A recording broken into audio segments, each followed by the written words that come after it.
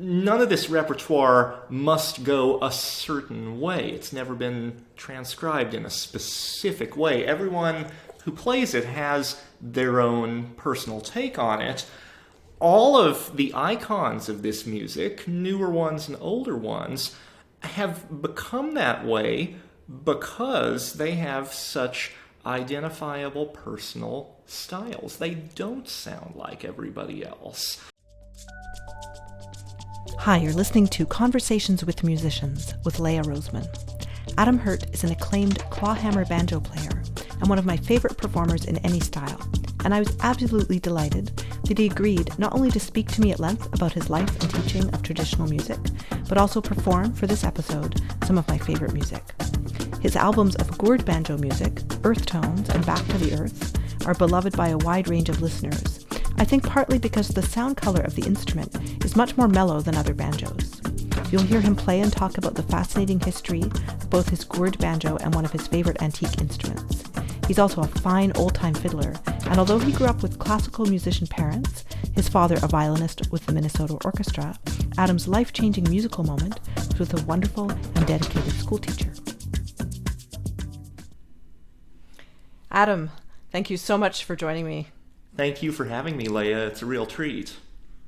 I think it took us maybe 8 months or something to get our schedules lined up, so I'm glad we could make this work. It did. Thank you. We've been in touch about this for a while, and our last attempt got foiled by construction work next door, but the neighborhood is rather quiet at the moment, so hopefully this will work out. So I think, like some of your listeners, I discovered your music through your album Eartht Tones, the gourd banjo music, which was a complete revelation to me. But that's not what you're holding right now. Which banjo are you holding? It's not what I'm holding now, but it's lurking just over here beside me.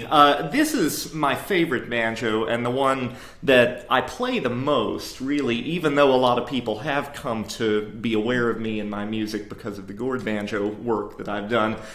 This is a banjo by Henry Dobson, a New York maker and player and innovator in the 1880s. And the patent date on this one is 1881. It was probably made in just the very few years thereafter. And it's a pretty early banjo for a modern clawhammer player to use. There are various late 19th century banjos out there in circulation being played, but not many of them stand up well to steel strings, which most of us need in the old-time music world to be heard over other instruments and to access the keys that fiddlers are playing the repertoire in as well. And a lot of those instruments, no matter how they're strung, just have kind of intimate sounds. And this banjo was designed for performance before amplification entered the mix. So even though by modern standards it's still on the quiet side, it's still kind of a dark sounding instrument, in the 1880s it was the loudest and brightest thing available in the banjo world. And I heard similar instruments being used by other clawhammer players when I was still pretty new to the instrument. And the moment I heard the sort of tone that these Dobson banjos produce, Henry Dobson silver bell banjos they're called, I knew that's what I wanted. And I mounted a search for one and found this through the banjo collector community almost 20 years ago now, and it's been my near constant musical companion ever since. And you've had some restoration work done on it as well. I have. It was in quite good shape when I got it, and yet I didn't have much to compare it against besides some more modern instruments that I had played up until that time. And over the years, I sort of got used to the way that it played and behaved without recognizing that over its very long life, it had deteriorated a bit. So one of my pandemic time projects was working with a marvelous luthier from Vermont, Will Seeders Mosheim, who makes incredible banjos of his own, but also restores instruments, on a proper restoration of this instrument to make it play the very best that it could, to bring out the fullness of its sound, that some of which had sort of gotten lost along the way. And to keep it in good shape for a long time to come, the neck had pulled forward over many years. I'm not sure how much more it had pulled forward in the time that I owned it, but it was designed for gut strings, and even though it does well with light gauge steel, that's still a bit of a strain on a neck of this age. So the action had gotten rather high, even though I was using a fairly low bridge on it. So that was one thing that Will addressed. He reset the neck very carefully so that the action is nice again for my left hand, but so that I can use a taller bridge for plenty of right hand clearance and more volume and clarity as well. So that made a colossal difference. It's the banjo that I always loved, but it's so much nicer to play, and it sounds even bigger and better than it already did.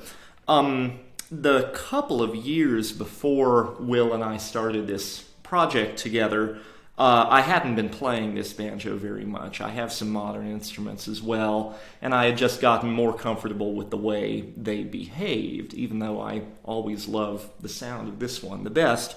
So it was in storage for some time, not being played and not even being handled. And over that time, a bit of oxidation that had already begun to occur on the metal parts became more widespread since I wasn't handling it and kind of keeping that from spreading.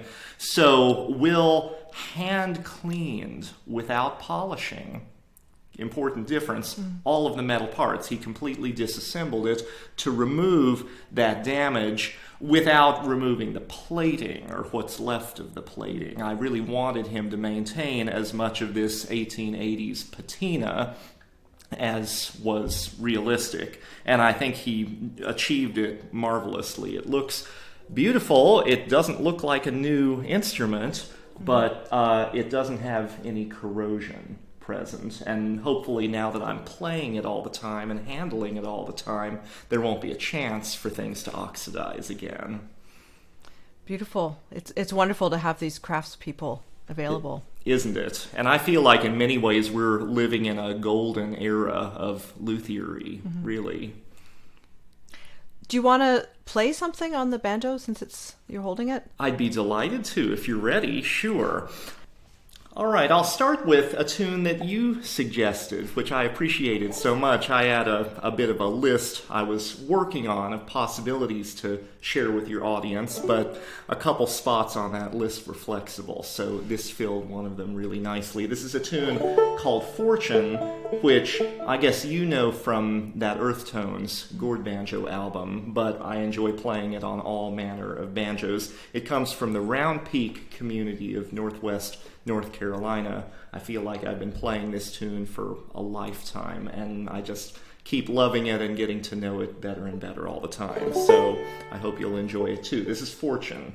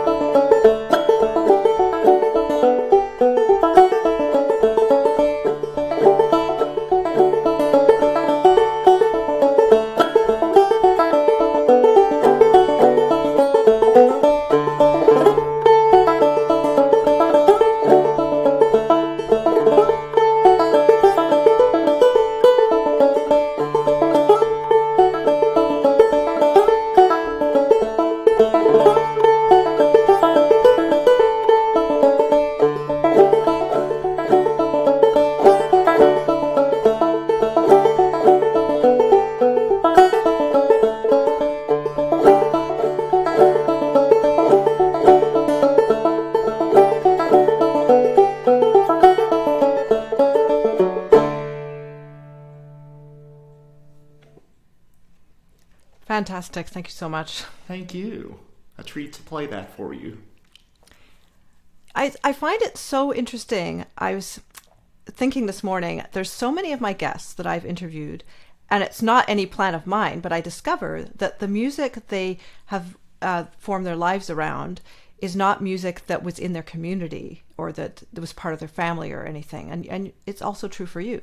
Absolutely. I'm living now in Southern Virginia, not far from sort of the epicenter of Appalachian old-time music, but I didn't grow up anywhere near here, and I didn't grow up with this music in my life in sort of an organic way. I'm from St. Paul, Minnesota, and I grew up in a family of classical musicians. My mother has always been a serious amateur pianist, and my father made his living as a violinist for the Minnesota Orchestra. He played for them for nearly 40 years, his whole career, really, and he taught private violin lessons at home, too. So classical music was the background of my growing up. And their interests in classical music, my parents, were so strong that that's really all the music we listened to as well.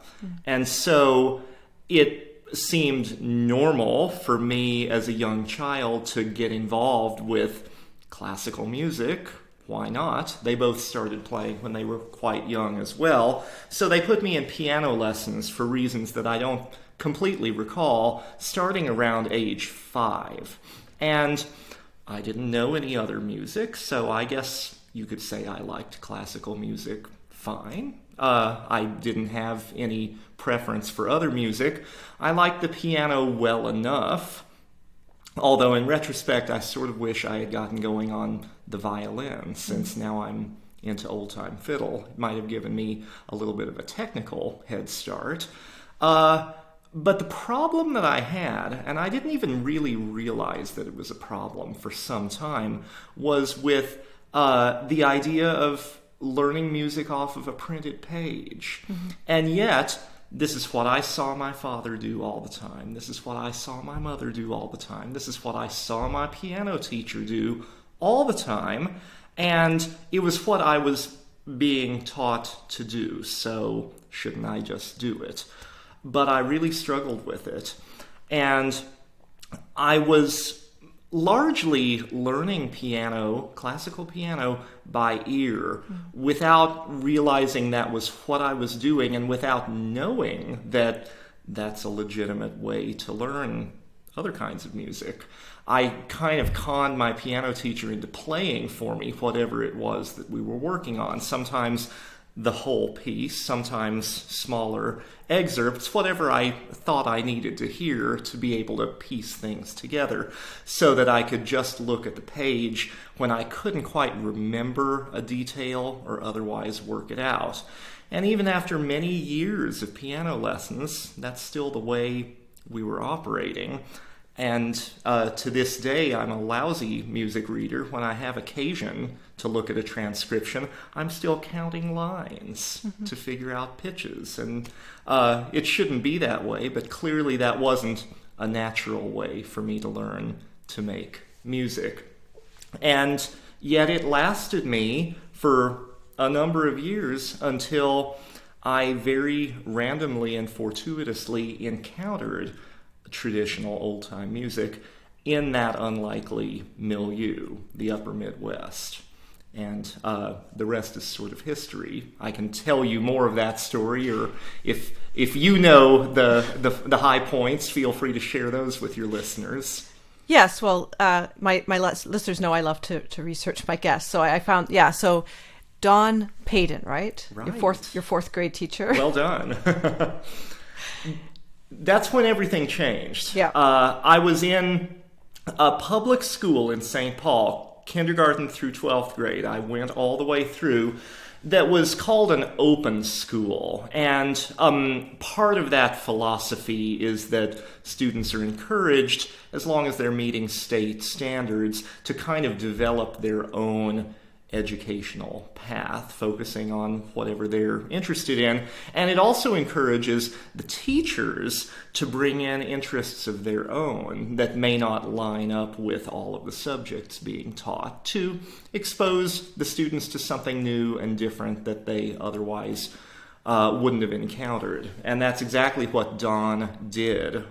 He was also not from the Southeast. I'm not sure how he came to play traditional music, old-time and bluegrass, both, but he was quite passionate about it, and he played all of the instruments and would bring them into the classroom to play for his students during break periods.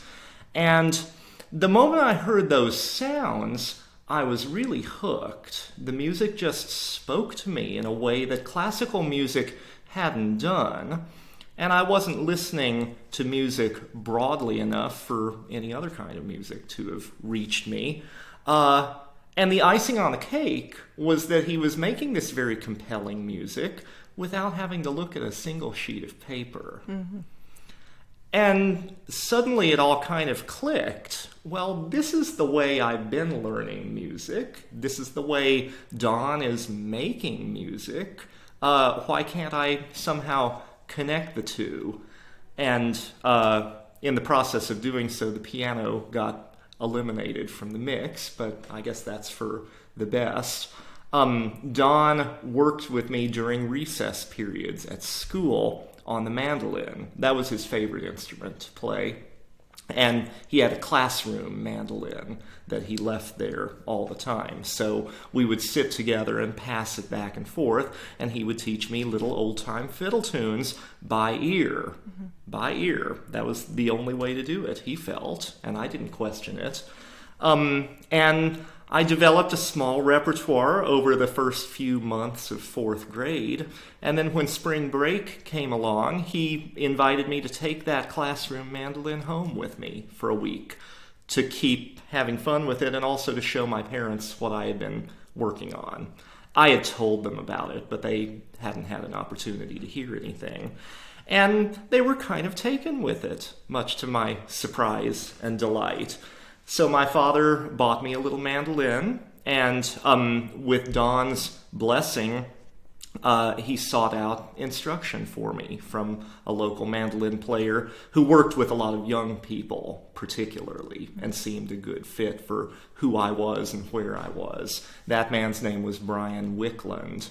He's more of a bluegrass musician than an old-time musician, but we had mandolin lessons together weekly, I think, for a couple of years.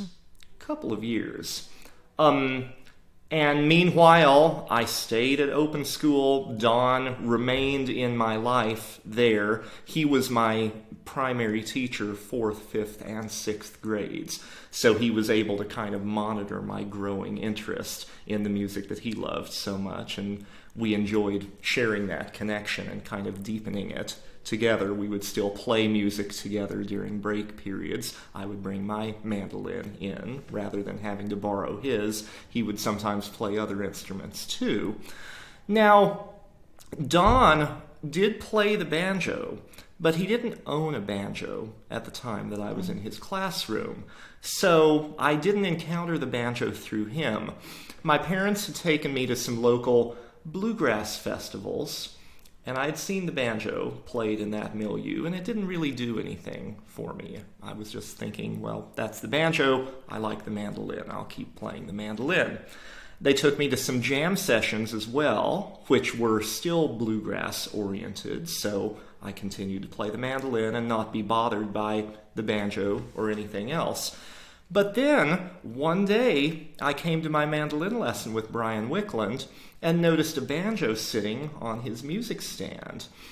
And I didn't think he played the banjo, so I just asked him about that. And he said, yeah, I've been working on the banjo, and I've been learning this other style called clawhammer.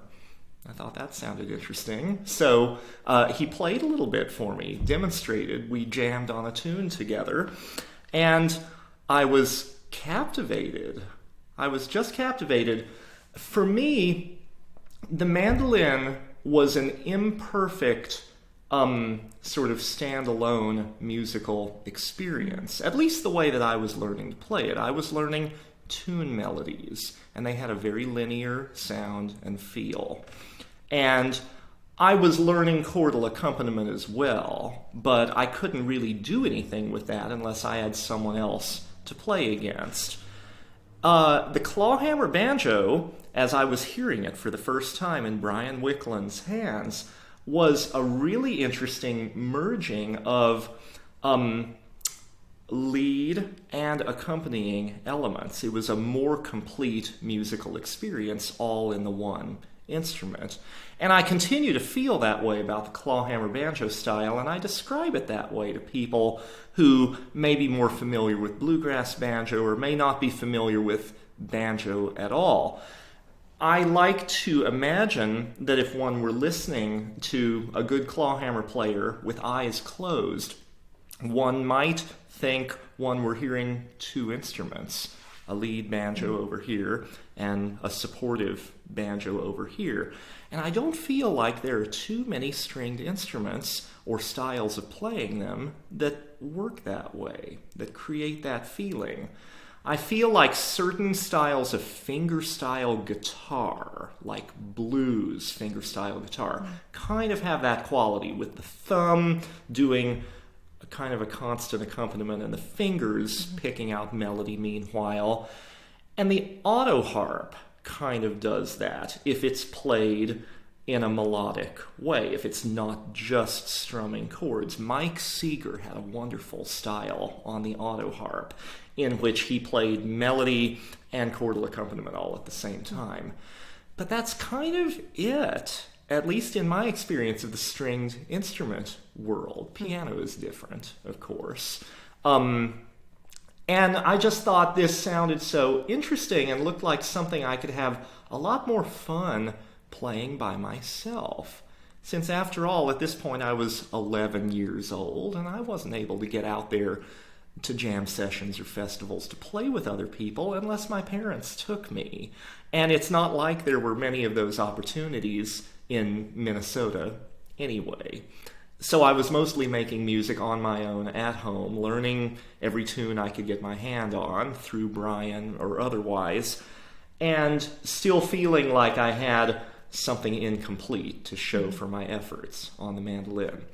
So I asked Brian whether he might be willing to show me a little bit of clawhammer banjo just for fun. And he said, well, no, he's learning this instrument and style from scratch himself, and he just doesn't feel like he has enough of a handle on it to be helpful to me. But he could recommend to my parents and me a local instructor, one of very few people at the time who played clawhammer banjo in the Twin Cities. So, sure enough, he referred us to a woman named Marianne Kovatch, who remains a good friend of mine to this day.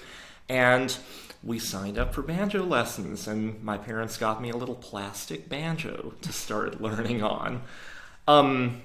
So I was still taking piano lessons. I was still taking mandolin lessons. I added clawhammer banjo lessons to the mix. I think everything was a weekly lesson. I'm not quite sure how I did it. And I guess I should be grateful to the open school philosophy for not burdening me with a lot of other school work and giving me plenty of time to pursue music my own way. So Marianne taught me the fundamentals of the style over about a year of lessons. The melodies we worked on were largely familiar. Either I already knew the tunes from the mandolin, from Brian, or I knew enough of the format of the tunes to anticipate where they were going next. So learning the melodies was not very hard for me. Learning the somewhat different way that the banjo dealt with them compared to the mandolin took a little bit of getting used to, but that wasn't hard for me. Marianne was more focused, though, on giving me a solid grounding in the mechanics of playing clawhammer banjo, which are very different from playing flat-picked mandolin or playing a bowed instrument. Obviously very different from a keyboard instrument. And she did a wonderful job, I thought. She was a fabulous teacher. All three of these people were fabulous teachers, and I feel so grateful to have run into them very circumstantially. And after that year or so of lessons, Marianne made for me, this was in the 90s, she made for me a cassette tape. And the cassette tape was a mixtape of clawhammer banjo in a variety of contexts from her own listening library. Some old recordings, some newer recordings, some solo recordings, some fiddle banjo duets, some banjo in string band ensembles, a real cross-section. And she encouraged me to listen to that tape, and any player whose music I really liked, try to chase down more of that player's music.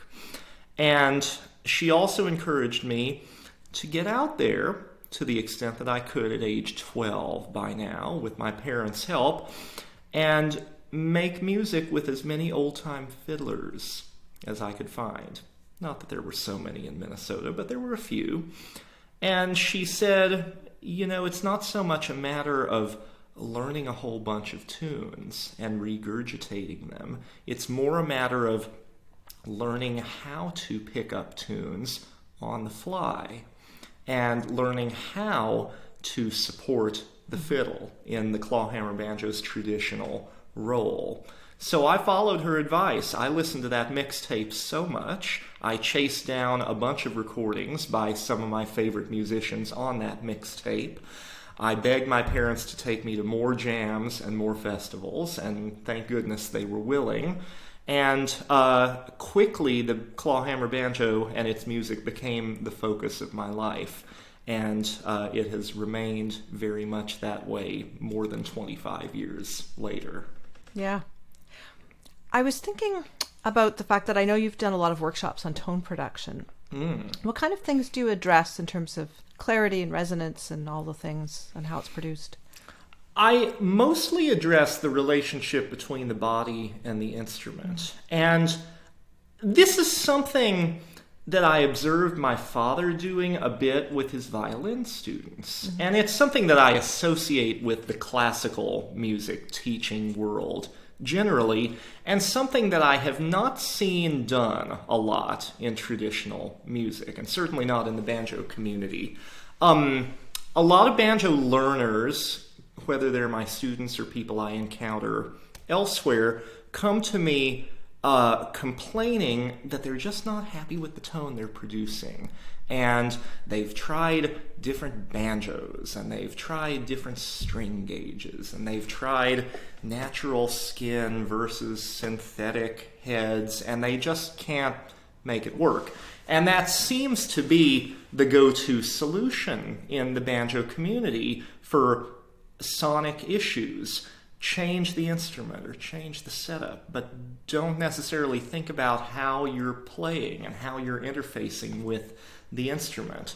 So we look at different ways of holding the banjo and how those ways affect tone, and they really do, especially if we're playing open back banjos, which are pretty traditional for clawhammer playing. If the banjo is in the center of your lap, regardless of your physique, you're blocking a certain amount of sound from escaping. You're going to have to work correspondingly harder here, and the resulting sound isn't going to be that great. It's going to sound like you're working hard. Whereas if you move the banjo over here, more sound can escape out the back. You're not going to have to work as hard to get that sound out, and it's all going to come together better. The clawhammer style is done with a combination of fingernails and thumb flesh. And the thumb flesh kind of contacts the strings just wherever it happens to do. I don't really put that under the microscope a lot unless people are having precision problems. But I don't look at it with tone in mind. I really look at the finger striking with tone in mind, though, because the finger strikes drive more of the melody than the thumb does.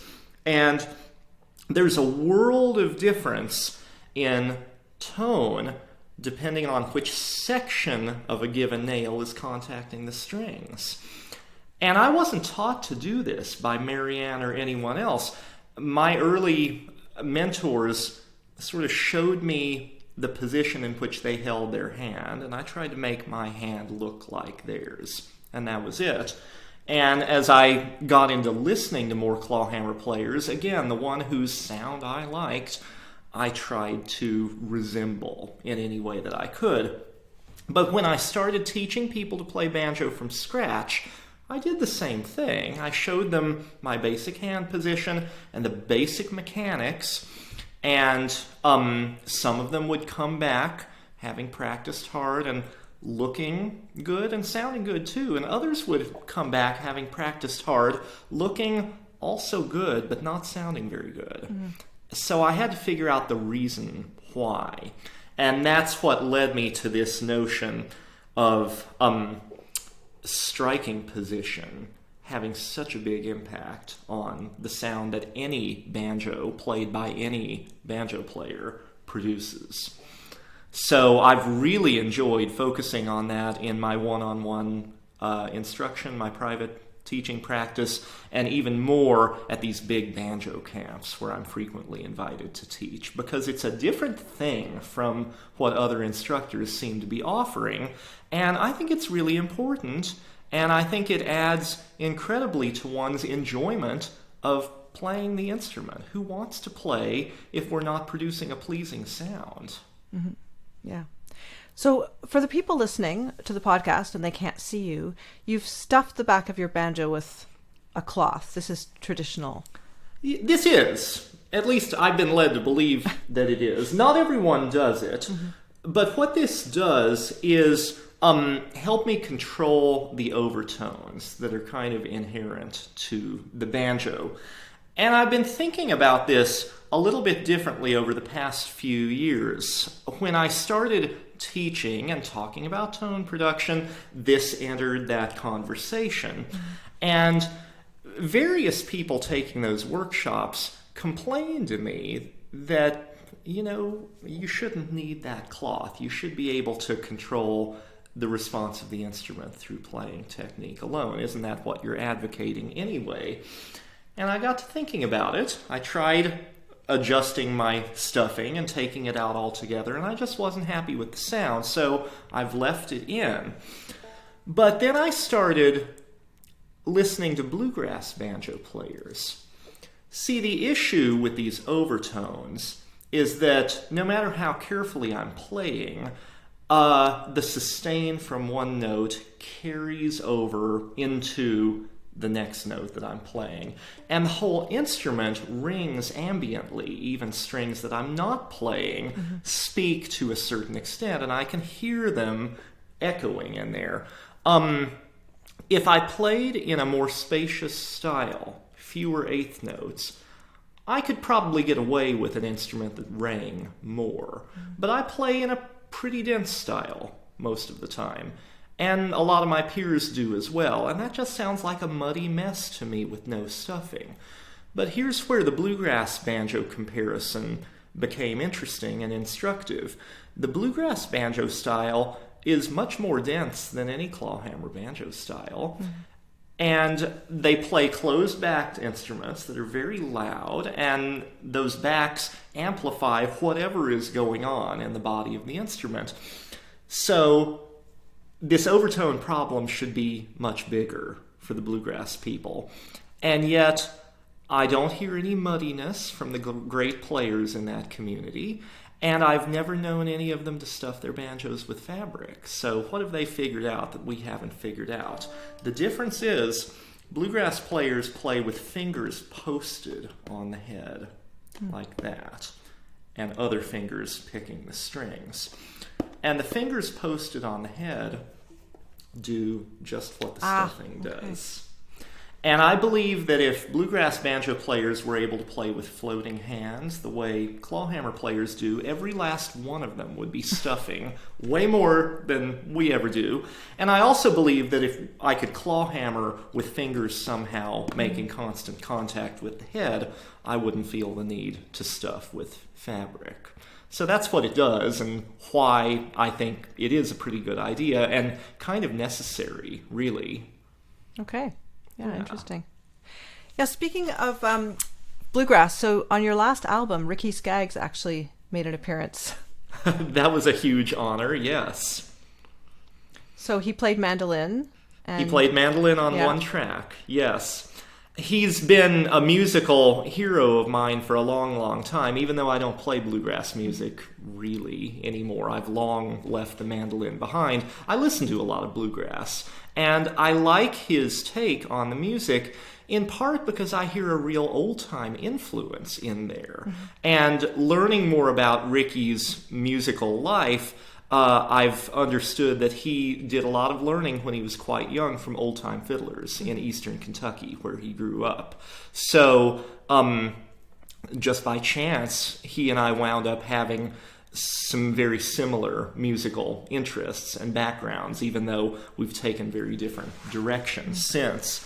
So we became friendly through the current banjo player in Ricky's band, Kentucky Thunder. That banjo player is Russ Carson, who also plays great clawhammer banjo, and whose father plays old-time fiddle and builds wonderful open-back banjos. So I kind of knew their family through the old-time music community. I knew Russ played good bluegrass banjo as well, but I didn't really know the level that he was at until he got the gig with Ricky. So he shared the Eartht Tones CD with Ricky, and next thing I know, I'm getting a Facebook message from Ricky Skaggs asking me to tell him more about that gourd banjo, because he's been listening to the CD in their tour bus, and he really likes the sound. Ricky plays clawhammer banjo too, and he wanted to get a gourd banjo. So we just started conversing about gourd banjo and about our old-time fiddle influences, and he told me that if I ever had a need for something he did musically, to please let him know. So I took him at his word and invited him to play a Kentucky fiddle tune with me, thinking that that might connect with those early influences we both shared. And he graciously agreed to do it. He took so much time with me that day in the studio, I couldn't believe it. He really wanted to get everything just so. And it was kind of a dream to play a duet with Ricky Skaggs. Mm-hmm. So many people listening to this have never heard a gourd banjo. Maybe this would be a good time to break it out. I'd be delighted to play some gourd banjo, absolutely. Hi, just a quick break from the episode. I'm an independent podcaster who does all the many jobs required to produce this series, and there are a lot of costs I bear as well. Please consider either buying me a virtual coffee as a tip, or becoming a monthly supporter starting at $3 Canadian, which is close to $2 US or €2, and getting access to unique perks. The link is in the description. Now back to the episode.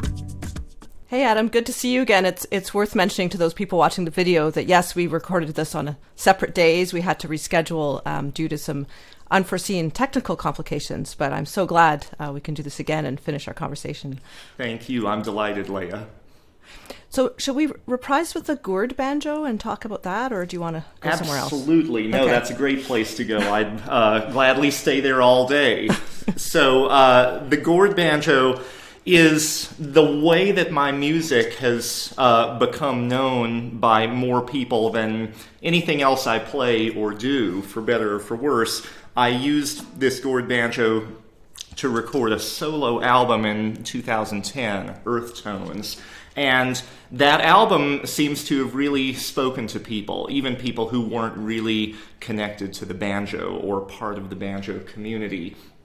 I've sort of tongue-in-cheek described the album to people as banjo music for those who may not like the sound of the banjo, because the gourd banjo doesn't really have a stereotypical banjo sound. I've heard people liken it to classical guitar. I've heard people liken it to lute.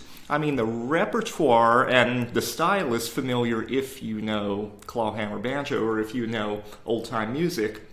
But the particular timbre of this instrument just isn't, really. And I love it too, but the audiences for that project love it so much that I've reprinted it a bunch of times in physical form. It's all relative. This is traditional music on a small scale, but still I've reprinted it more than I have any other of my recorded projects. And it continues to sell quite well 13 years now after the fact. And people told me over and over again, and they still tell me, that they were moved by the sound of this instrument enough that I felt inspired to use it again for a second studio project, Back to the Earth, which I tracked just before everything stopped in early 2020. And the mixing had to be done remotely, which was a little bit cumbersome, but I had a wonderful engineer, and I didn't have a hard and fast deadline, so we just kind of took our time mixing via Zoom and FaceTime and things like that.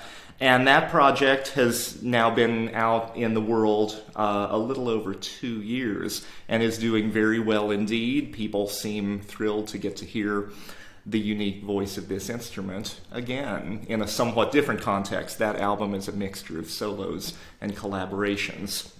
But I love sharing this instrument with people, and I'm excited to share it with your followers as well. I thought I'd play a tune from that earlier gourd banjo album. This is called Josie-O. It was played by a variety of historical fiddlers, mainly in the Kentucky and Tennessee areas, but I learned it from the playing of Art Stamper, specifically, wonderful old-time fiddler from eastern Kentucky.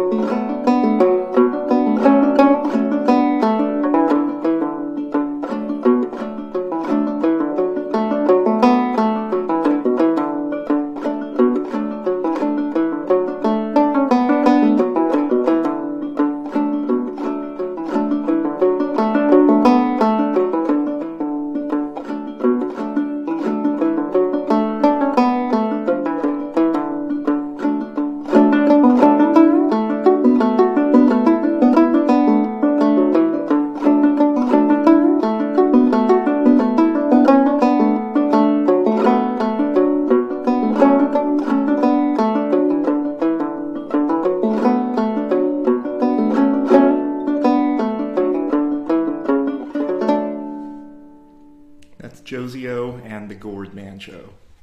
Thanks so much, Adam. You know, I'm a big fan of both Back to the Earth and Eartht Tones, but Eartht Tones is one of those albums I've always returned to, especially when I've just been feeling low or anxious, and it's just very therapeutic, actually. Thank you. I'm delighted to hear that from you. It's a therapeutic experience even playing this instrument and hearing its warm tones up close. I just love everything about it. For those people listening who can't see, if you could describe, especially it's unique, the shape the way it was grown and all that. It is, and I can talk a little bit about the gourd banjo in general, too, for those who aren't familiar with this style of instrument.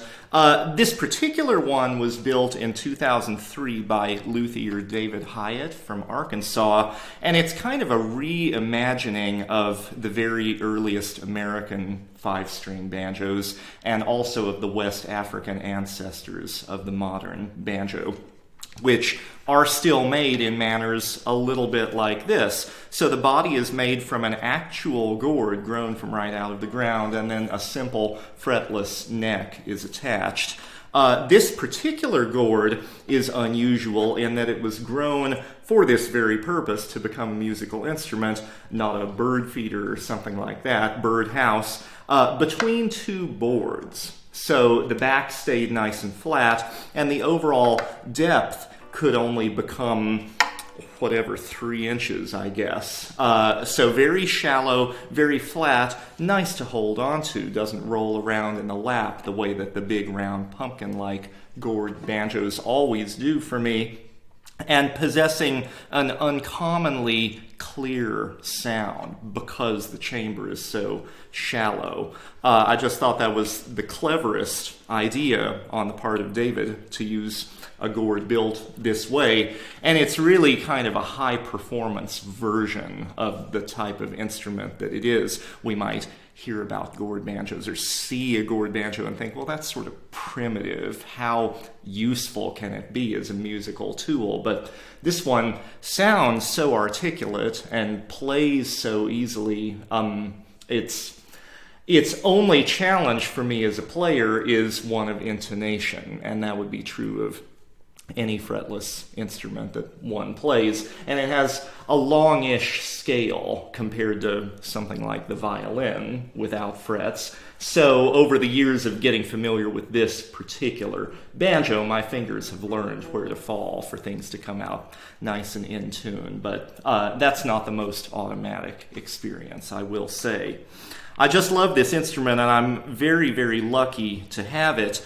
David made it originally not for me, and not to be sold either, but to help spread his love for this style of banjo. He had a program in the early to mid 2000s through his website. I don't even think his website is still online, unfortunately, and the program has been long gone, but it was hilarious. He called it Board a Gourd. And he would send this very gourd banjo around North America in a special styrofoam container, and you could sign up through his website to get on the list, and it worked kind of like a chain letter. So it went to the first person on the list. That person got to enjoy it for a couple weeks, I think, and then packed it up and didn't send it back to David, but sent it onward to the next person on the list. And that was my first encounter with this banjo. I got in the mailing list and got to experience it in the comfort of my own home. But at one stage, some years into Board a Gourd, either it was improperly packed or it was manhandled by the carriers and it cracked. So David took it out of the program. He mended the crack in actually quite an artful way, as if the gourd were made of wood. He put some inlaid bow ties in along the crack. I love the way that it looks. It's probably stronger than it was before. But he did retire it from the program.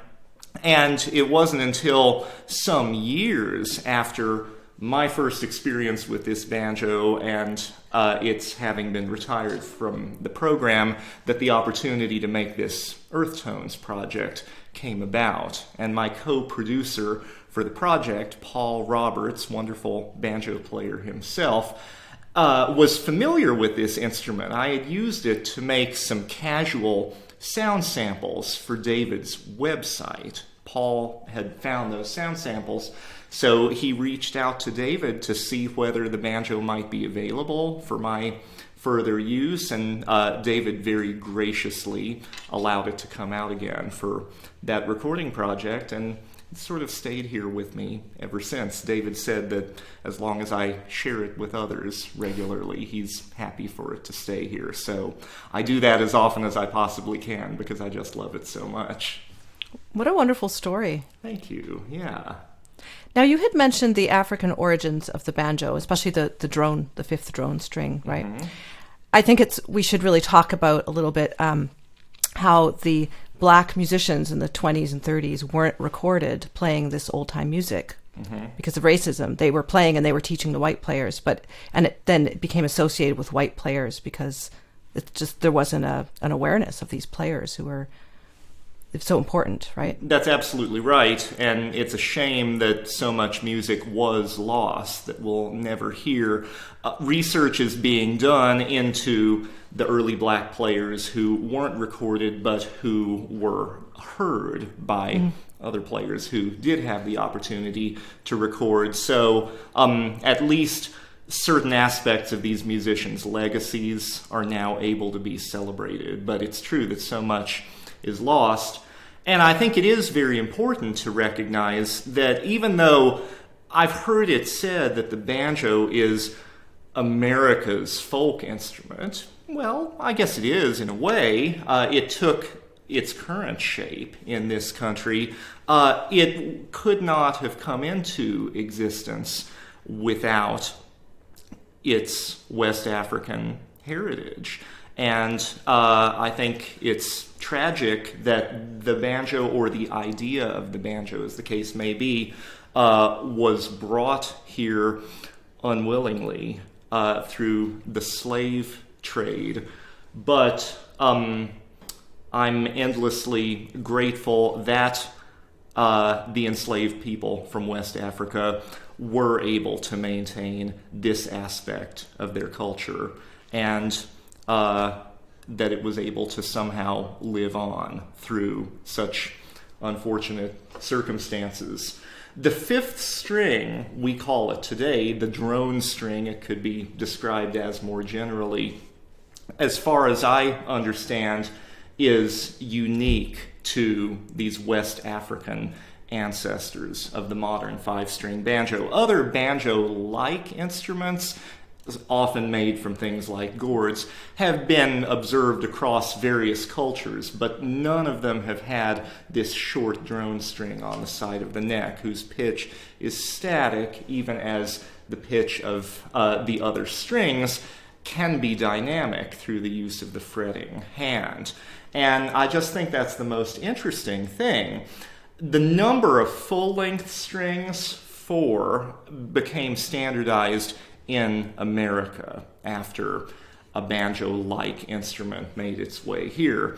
But that short drone string is carried over from West Africa.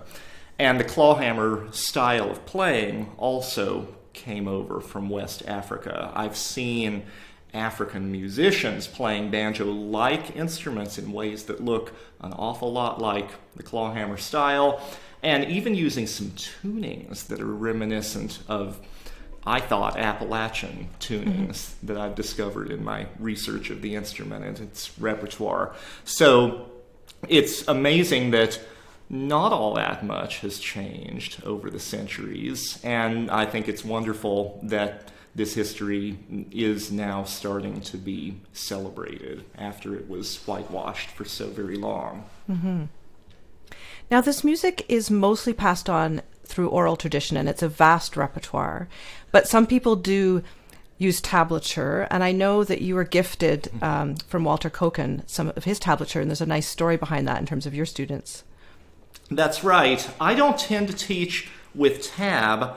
I like to think, and I tell people who attend my workshops or sign up for my private lessons, that I believe anyone can learn to learn by ear. I don't think learning by ear is an automatic skill that we all possess, but I think it's something that can be learned. And I think it's a nice way to learn this kind of music, which wasn't traditionally transcribed, and which, when transcribed, I think can lose a certain amount of its essence. Now, that said, when I'm working with people in a workshop setting and I have this one opportunity to connect with them, I want to make sure that they have the resources they need to learn. So we will do the in-person work together by ear, and people generally are able to keep up with me, even if that's not the way they're used to learning. But then I'll often distribute tablature at the very end or email it out afterwards. I think there's a place for tablature in the learning of this music. I think it can be a handy memory aid if one doesn't want to go to the trouble of tracking down a recording of whatever tune they once knew. Maybe handy to look at a sheet of paper and be reminded of how it went. But beyond that, I don't have a lot of use for it myself. I've never really learned from tablature. When I was first getting into the banjo in a vacuum in Minnesota, not surrounded by a lot of other players, I got a few tab books and I taught myself how to read tablature, but it was still kind of hard for me, much as reading music in any form has never come very naturally to me. That didn't either, and I guess I'm lucky to have a quicker ear than I have an eye for it. But I will say this gift of tablature from Walt Koken, my banjo hero, was such a surprise and a delight, even if it's not my typical way of acquiring repertoire for the banjo.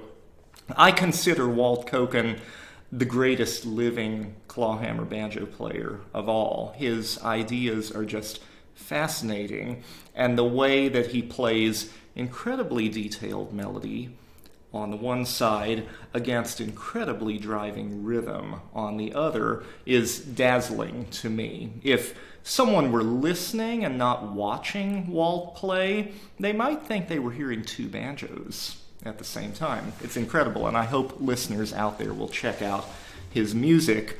But anyway, he shared with me this collection of tab in response to an exchange that we had some months prior. A couple of my students who take group lessons with me on Zoom from Winnipeg got interested in Walt Koken's music. I thought they might like what he did with the banjo, and sure enough, they looked into some of his videos and his audio recordings. They really enjoyed it, and they worked out one of his original tunes, the Bluebird Rag, which is quite a stunning piece of music. And when they were finished working it out, with no help from me, they sent me a beautiful video that they had made of the tune. And I took the liberty of passing it along to Walt, who cracked up over it. He was delighted. I think he was pretty flattered. And he asked, now, how do they learn that tune? Did they have a tab of it? And I said, as far as I knew, no. I certainly didn't have a tab that I was able to provide them, and I didn't teach it to them either. So next thing I knew, I was receiving a tab of the Bluebird Rag in the mail, along with a bunch of other tabs that Walt thought I would find interesting. And his tabs are a little bit like reading piano music, even though there aren't two clefs. There are sort of two systems, one which is describing the fingerings used, and the other which is actually indicating the pitches and the rhythms. And the fingerings aren't normally a part of five-string banjo tab. I don't even feel like I've seen them in bluegrass banjo tab, which is typically a lot more technical than clawhammer tab. But Walt's arrangements are so elaborate that the fingering guidance is not only useful, but almost necessary. So I've been working through them a measure at a time at a very slow pace, and maybe if I practice for 10 years, I'll sound like I can sort of play his arrangements. But what a delight to receive that from my hero. Mm-hmm. You had mentioned growing up in Minnesota in a vacuum, and if you could speak to your experience of first going to Clifftop, which was it is such an important festival, and how you got there and that whole experience as a young man. Absolutely. Clifftop was a life-changing experience, and it's still my favorite musical experience of every calendar year. It has just come back this past summer after 2 COVID cancellations, and it's just been the most beautiful thing to see the community come back together. I think of Clifftop as kind of a microcosm of the old-time community, and it seems that when people scattered far and wide are looking for one special old-time music event to attend, that is the one that most of them choose. It's just an international celebration of the music that we love so much. So I had heard about Clifftop from some music friends in Minnesota, from my first banjo teacher in Minnesota, Marianne Kovatch, as an event worth experiencing. But it was 1,000 miles away, and I was a kid living at home, and I didn't know whether this was something I could take in anytime soon. But my parents were so supportive of my interest in this music that they made Clifftop happen. My mother took me to Clifftop the first time in 1999. We flew down from Minnesota and rented a car in West Virginia and experienced the event for several days. And I loved it so much I couldn't wait to go back. So my father drove me to Clifftop from Minnesota the next 2 years, 2000 and 2001, 1,000 miles down and 1,000 miles back. And here he was, this classical violinist who was supportive of what I did, but maybe not fully getting it, dutifully sitting in his lawn chair in front of the competition stage at Clifftop, listening to the fiddle contest, listening to the banjo contest, and the string band contests. He came around with me a bit through the campground as I looked for jam sessions to join. But it was an awfully selfless thing that both of my parents did, taking me there, and I'm endlessly grateful to them for it, because before those experiences, I really was mostly on my own in Minnesota, learning this Appalachian music.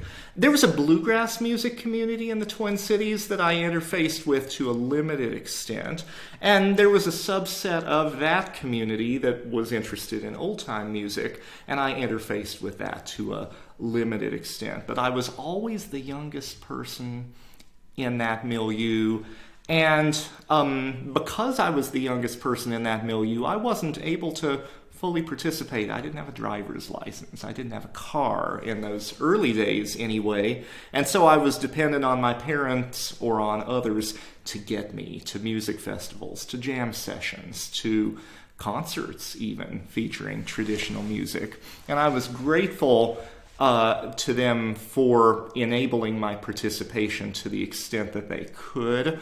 But it was still a very different thing from being closer to the festival culture that's kind of all over the southeastern U.S. and beyond now. The old-time music community has grown a whole lot across the country and around the world since I first got involved in this music.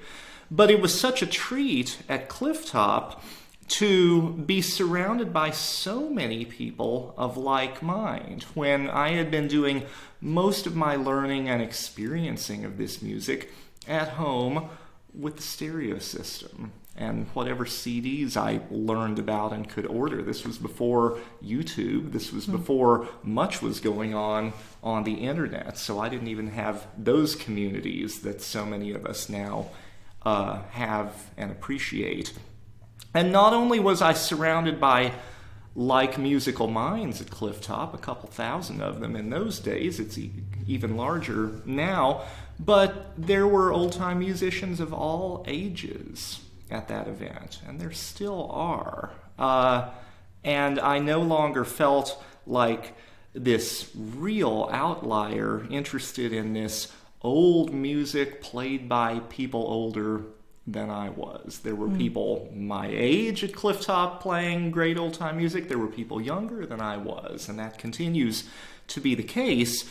One of the many things that I love about the old-time music community is its intergenerational nature. We come together because we love this music so much, and other aspects of demographics don't really matter. Some of my dearest friends are of generations other than mine, and that's lovely, but we wouldn't have had the opportunity to intersect, probably, or not in this meaningful a way, had it not been for the music. And Clifftop was where I was able to see and appreciate that quality in the community for the first time.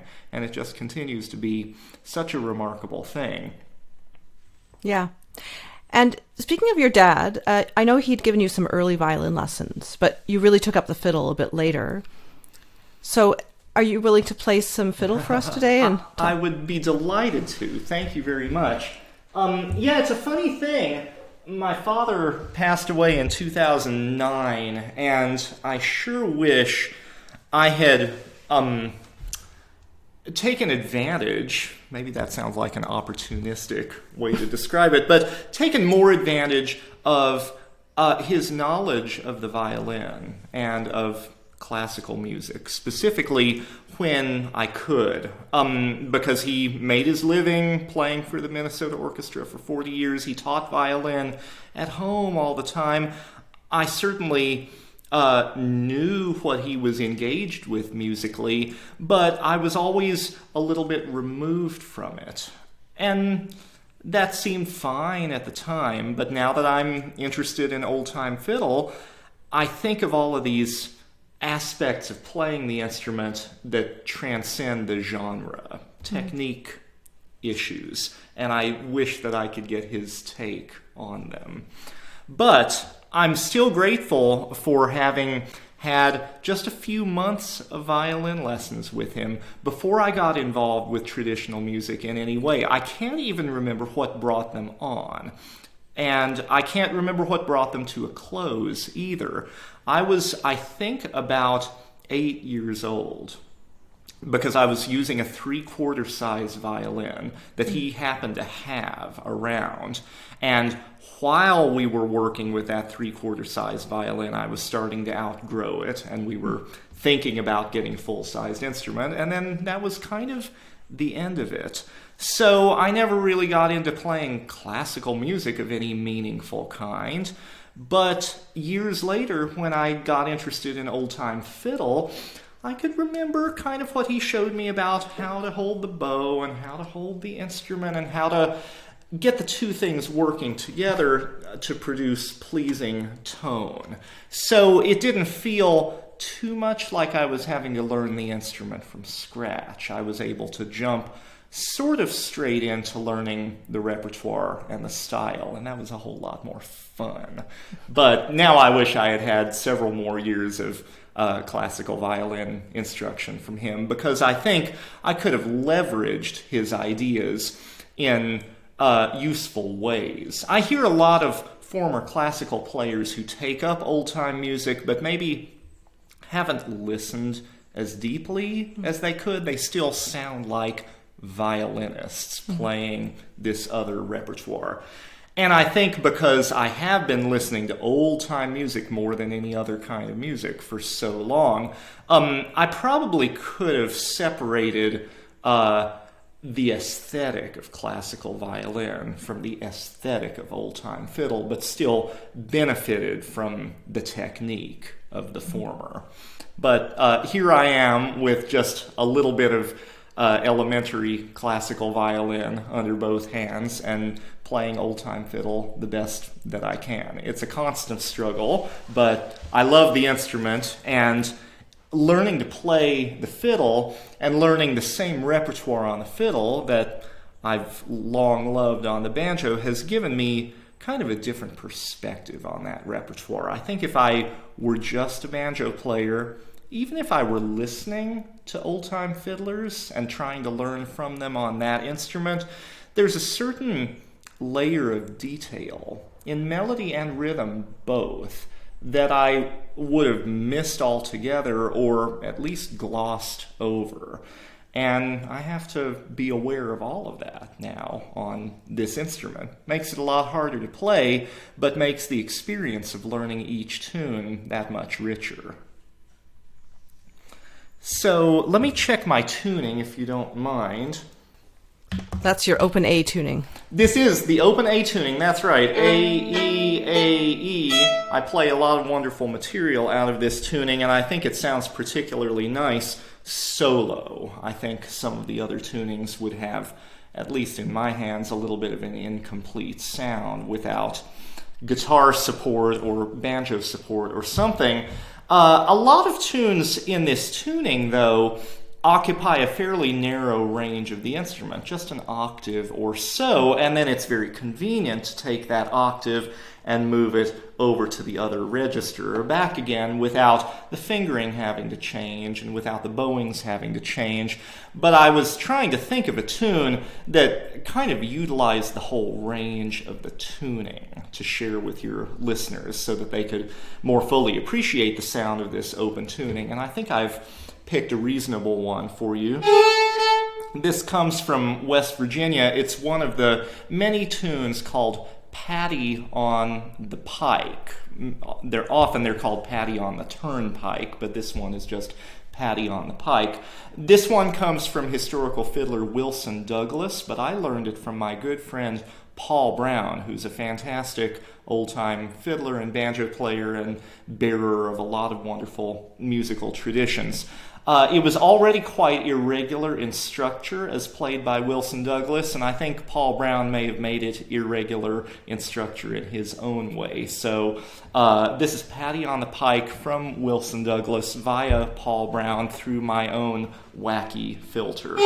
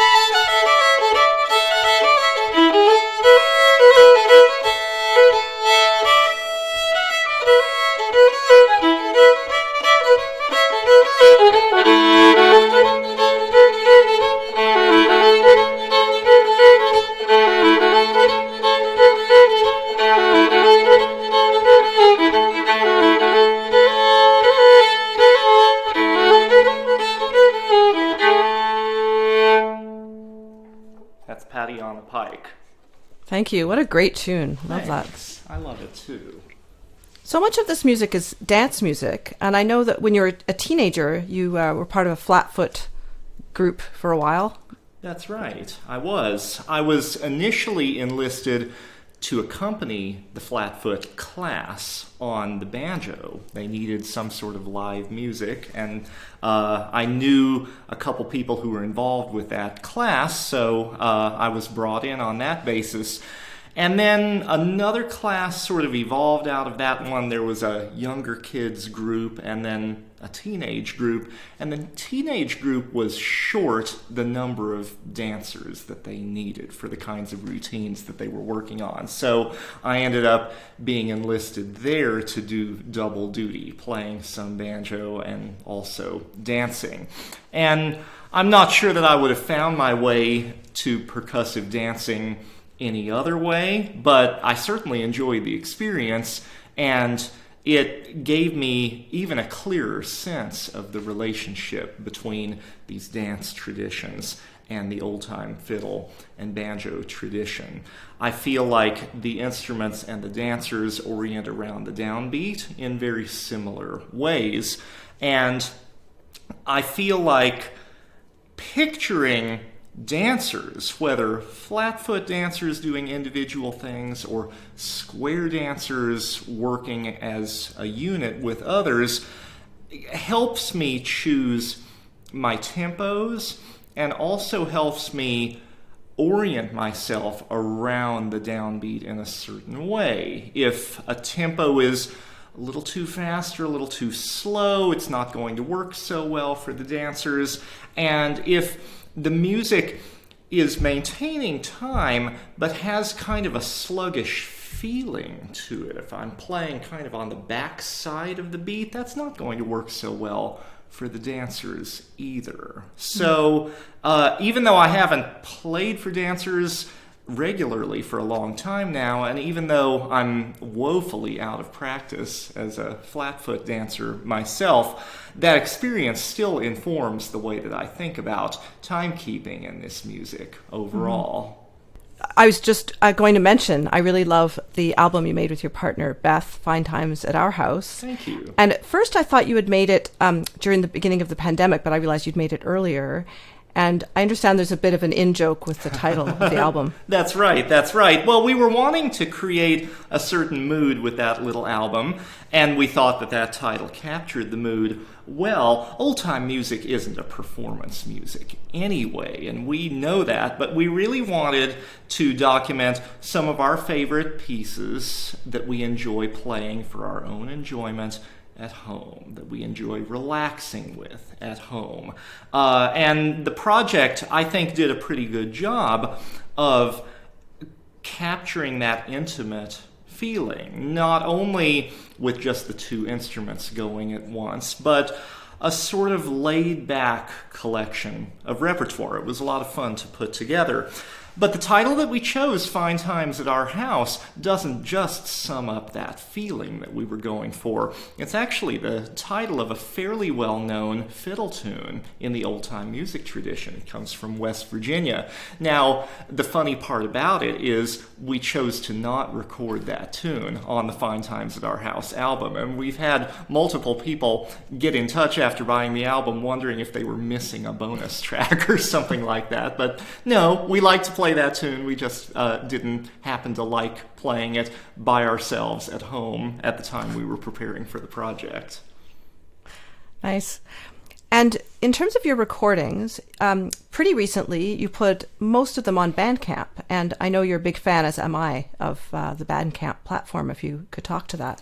I think Bandcamp is just a wonderful development, and I guess it's been around for a number of years now, but it only really entered my frame of reference early during COVID, when I was finishing up this newer gourd banjo album and looking for effective ways to market it when I wasn't going to be out and about at festivals or teaching at music camps or whatnot. And I feel like, in a way, it fills the void left by CD Baby.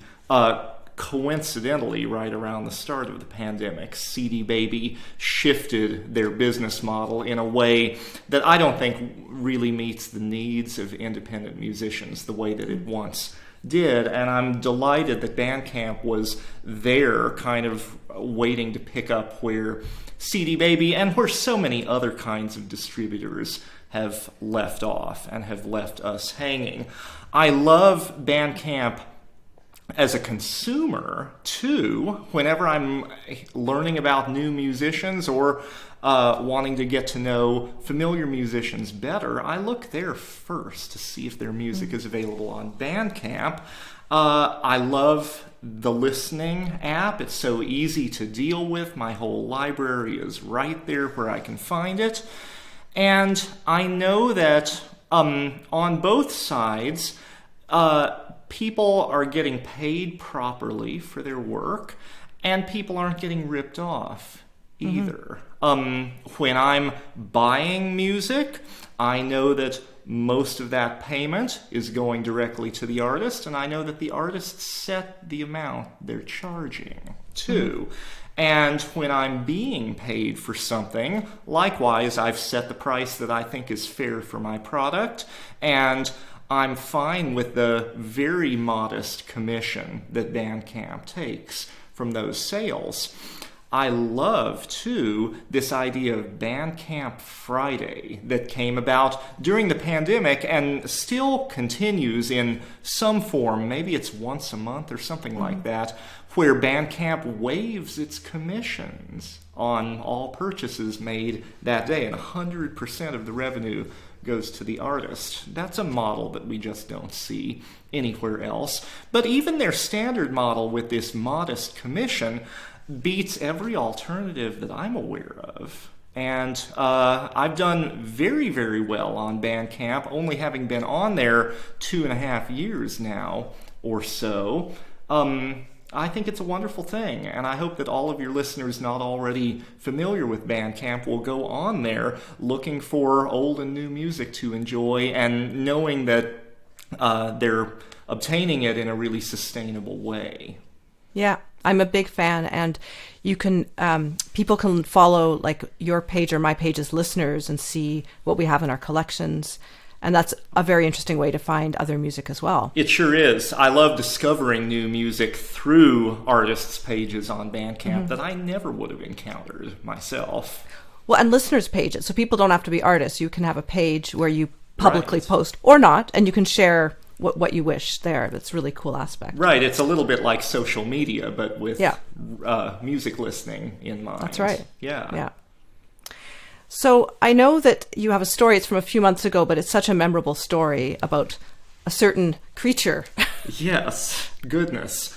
This room that I'm in right now is my music room. It's my office. It's where I teach all of my lessons. Just over there, I have a desk and a desk chair, and that's where this computer sits when I'm doing Zoom lessons. I teach the vast majority of my lessons online.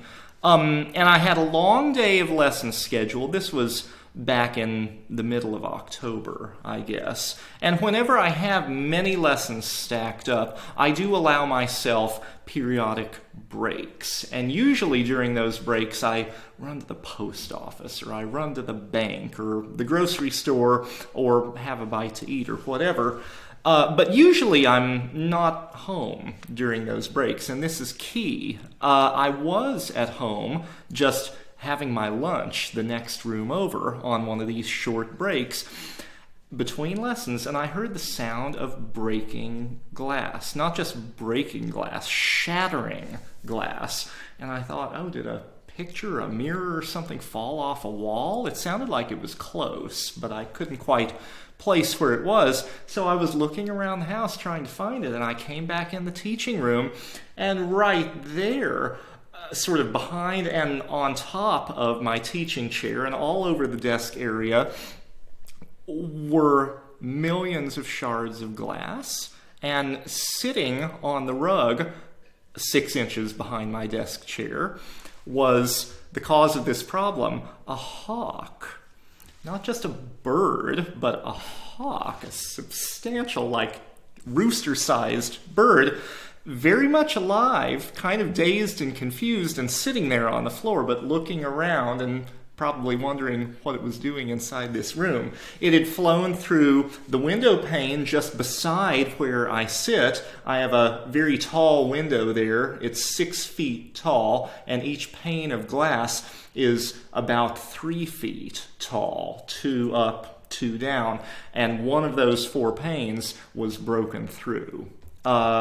So I had a big mess on my hands, and I also had this creature in my teaching room, and I had a lesson getting ready to start in about 15 minutes that I obviously wouldn't be able to deal with. So I was frantically communicating with anyone I could think of. I texted Beth and asked her what she thought I should do. She was at work at the time.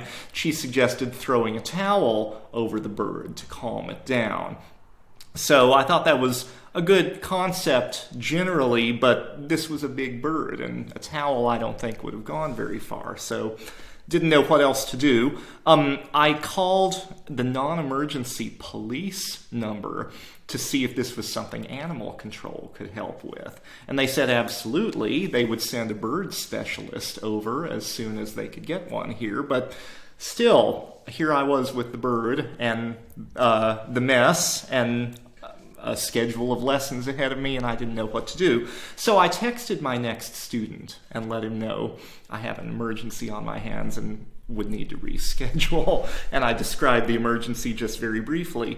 And he wrote back immediately, and he said, "Let me help. I do falconry in my spare time." What are the chances of that? So he said that Beth's advice was solid in that I needed to contain the bird, but a blanket was necessary for a bird of this size. And he told me to not just cover it up, but to weigh down the edges of the blanket so that the bird couldn't thrash about and risk injuring itself, and also so that the bird couldn't see much light. Mm-hmm. He said that the bird would be drawn to go to the light anywhere it could see it. So I did that, and I kind of stood on part of the blanket and put furniture on other parts of the blanket until the bird specialist arrived about 20 minutes later. He came with his big, beautiful leather gloves, and he was so slow and gentle and kind, and he got the bird out from under the blanket, and we took the bird out to my backyard, which backs up to some woods, and he opened his hands, and the bird immediately took flight. And the bird kind of hung out in those trees for the next few hours. I kept going back out to check, and then finally it was gone. And the specialist said that if the bird had stayed there into the next day, I should get back in touch, and maybe it would need some rehabilitation. But I'm hopeful that all is well and that the hawk is back in the woods where it belongs. But if I had been teaching while that had been going on, it would have been a nightmare, glass all over me, all over my instruments, and probably a pretty traumatic experience for me as well as for the hawk. And if I had been out of the house, even on a little errand run, the hawk could have made an incredible mess of my music room. All of my instruments were out. The gourd banjo was out. The fiddle was sitting on the desk. My computer was sitting on the desk. It was just a very lucky series of circumstances, and hopefully it was lucky even for the hawk, because we were able to get it back out fairly expeditiously. But kind of an unforgettable moment, and if any of your listeners are connected to me on Facebook, I posted some photographs of the whole experience, including the incredibly shattered window and the aftermath of the bird taking flight. Yeah. What an incredible circumstance, a coincidence of your student being a falconer. Like, what are the chances of that? What are the chances of that? Just unbelievable. And I remind him of that every time we've met up since then, how lucky I was. I wanted to ask you one question about teaching, and after that I was hoping you could play one more banjo tune to close out this conversation. Mm-hmm. So my question is about because you started teaching online before the rest of us did, because you found the necessity to do that. And I know you use recordings like a fiddle tunes to help your banjo students. If you could speak to how you do that. It's kind of I do, yeah. Well, I have a lot of feelings about banjo players just listening to and learning from other banjo players, even though I think of myself as playing in a pretty content-rich way on the banjo. Some might term it melodic clawhammer. I try to not categorize myself too much. There are limitations to this instrument in terms of the note sequences that it can and can't so easily render. And the fiddle doesn't have any such limitations. So when I'm learning fiddle tunes on the banjo, I'm always having to make little adjustments to suit the instrument that I'm playing, and that's fine. And that's the way that all banjo players in this style seem to have to work. But if the chain of learning keeps going from banjo to banjo, well, that next banjo player is probably, even though learning from the same instrument, probably going to pare down the melody a little bit more. Next banjo player in the line pares it down a little bit more. A few generations down the line, we're left with something wonderfully rhythmic, but without a whole lot of identifying detail otherwise. And there's a little bit of a stereotype about this music that I've heard, which is all of the tunes kind of sound the same. Didn't you just play that one? Or you know what the difference is between one old-time tune and the next? The title. Those are all jokes that I've heard, and in a way I can hear where they're coming from, but I don't know. I think there's so much beauty and diversity in the detail of these tunes, and I feel like it's my job to understand how they work in their purest setting, the fiddle, and maintain as much of that character on the other instrument as I possibly can. So all of this is to say that when my banjo students have achieved a certain level of facility on the instrument, when I feel like their technical toolkits are mostly complete and we're focused more on just learning repertoire and learning more about old-time styles, I start teaching them, not universally, but from time to time, from the fiddle. I'll record new material that I want them to work out on that instrument, and I'll ask them to be as faithful to the melody and the rhythm of that instrument as they think they can be using the other instrument. And then after they've kind of come back with their first draft interpretation of that fiddle tune, I give them my take on what I feel has gone well and what could maybe be improved. And if they haven't been especially faithful to the fiddle tune, maybe without realizing it, I will play a little bit on the fiddle where our parts differ and see if they can match or at least mimic what I'm doing a little bit more closely. It's great fun because it does fill them in on all of the detail in that tune, some of which would have been missing if they had learned the same tune from me on the banjo. It gets them curious about listening for such detail on their own, outside of the context of a lesson. It shows them that even though the two instruments aren't the same as each other, they're each other's best musical friend. I describe the old-time fiddle and the clawhammer banjo as speaking different dialects of the same language. Not the same language, but not totally foreign languages either. And it also gives these learners more agency over their own way of playing the banjo. Rather than just following what I'm doing to a T, they're having to draw their own conclusions about what they're hearing. They're having to make choices that suit the instrument that they're playing without my choices informing everything that they do. And suddenly, these people start to sound like themselves rather than like people who are learning the banjo from me and who are learning my arrangements. It's huge fun for me. I think it's fun for them. I haven't gotten any complaints so far. I think some of them worry about whether they're up to the challenge of following an instrument that they might not know anything about. But so far, everyone has been able to do it. And it's become one of my favorite modes of teaching, really. The only thing that would make it better is if we weren't meeting, for the most part, online. We could play together in real time in the same space and work out the piece even a little bit more dynamically. Mm-hmm. It's wonderful what you said about your students sounding like themselves and not just trying to imitate you. That's really a great goal, I think, for any teacher. Thank you. I think so, too. And, you know, especially in traditional music, where none of this repertoire must go a certain way. It's never been transcribed in a specific way. Everyone who plays it has their own personal take on it.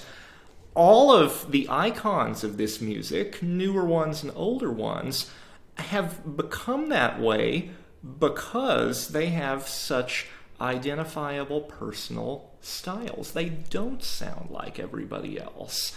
And so why would any of us learning the music today just want to sound like somebody else rather than ourselves? I think it's important to study the old players. I think it's important too, and fun, to study the newer players and just get windows into what all of these people are doing with the music and with their instruments. But I think then it is more interesting to take what we've learned from these players and let it coalesce into something that's uniquely ours. If people familiar with old-time music and with clawhammer banjo listen to some of the arrangements that I've recorded, they'd be able to pinpoint specific influences. There's something drawn from the playing of Tommy Jarrell. There's something drawn from the playing of Kyle Creed. Maybe there's something drawn from the playing of Walt Koken, even. But I'm never trying to play exactly as one of my influences did. Not that I really could. I could maybe get the notes and the rhythms, but there would still be a difference because I'm not that person. So, I think it's our jobs as instructors to encourage our students to personalize this music in appropriate ways, but just to make it one with themselves and not this kind of remote thing that they do, but that they are not, if that makes sense. A little bit tricky to describe. That's beautifully expressed, Adam. Thank you. Thank you. So what tune are you going to play? Well, you had asked in our correspondence preparing for this session whether I might play Snowdrop. This is a tune that I've included in various sessions like ours. This is a tune that I perform a lot. And yet, for me, it never gets old. Hopefully, if your listeners have heard me do it before, it won't be old news for them either. I actually love it so much that I've recorded it not once but twice. My first CD project came out in 2002, and it went out of print before iTunes or anything like that, so it's just not available anywhere, and I'm fine with that. I put it out a little too early, I think. But on that CD, I recorded Snowdrop, and it's a tune that I've continued to just adore 20-some years after I first encountered it. And I thought, when preparing for my Artifacts CD project, which came out in 2016, it's kind of a shame that I wasted that wonderful tune on that old CD before I was really ready to make a CD project, and before I kind of fully appreciated how special this tune is and how here I am still enjoying playing it and getting to know it in different ways. So I decided I would record it again. Why not? Hopefully not too many people heard that early rendition. Hopefully some people have enjoyed it on Artifacts, but it continues to grow and change under my fingers every time I play it. I don't often play it on this particular banjo, the old Dobson banjo, but this banjo has a wonderful voice for it too, and sometimes the voice of the particular instrument I'm playing inspires me to treat the piece a little bit differently. So I was just delighted that you suggested it, and I'm happy to play it now. Unlike a lot of what I play, Snowdrop was a banjo tune to begin with. This is a banjo tune that was composed by Kirk McGee, who played on the Grand Ole Opry in its early days. And he wrote it in kind of an old-time finger style, not bluegrass banjo, but not clawhammer either. And I don't remember having heard it played by a clawhammer player before I worked out my arrangement of it. And I worked it out following some fingerstyle banjo recordings. But I've tried to capture a little bit of the character of that right-hand approach in my very different right-hand approach. I've heard, subsequent to my first recording of it, a bunch of other really nice claw-hammered versions of the piece. So I'm glad that our segment of the old-time banjo community has discovered and embraced this beautiful piece. But in any case, here it is, Snowdrop.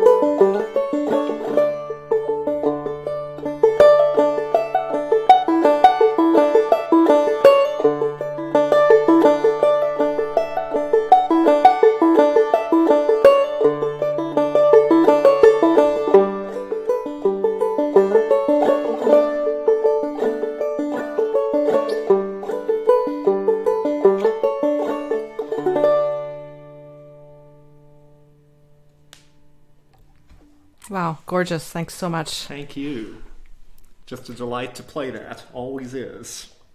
Well, thanks so much for sharing your joy of music, your generosity with your performances and all your stories. And I'm sure this is going to be such a interesting episode for people who've never heard old time, Wonderful. As well as your fans. Thank you, Leah. I hope, that it opens your listeners to a genre that has really changed my life for the better. And I look forward to hearing the finished product myself.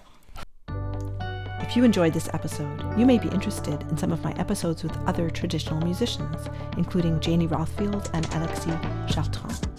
I continue to feature a wide variety of musicians worldwide, with some nice surprises coming your way in Season 3. If you subscribe to my newsletter through my website, leahroseman.com, you'll get exclusive sneak peeks for upcoming episodes. Thanks so much for following this podcast, and have a great week.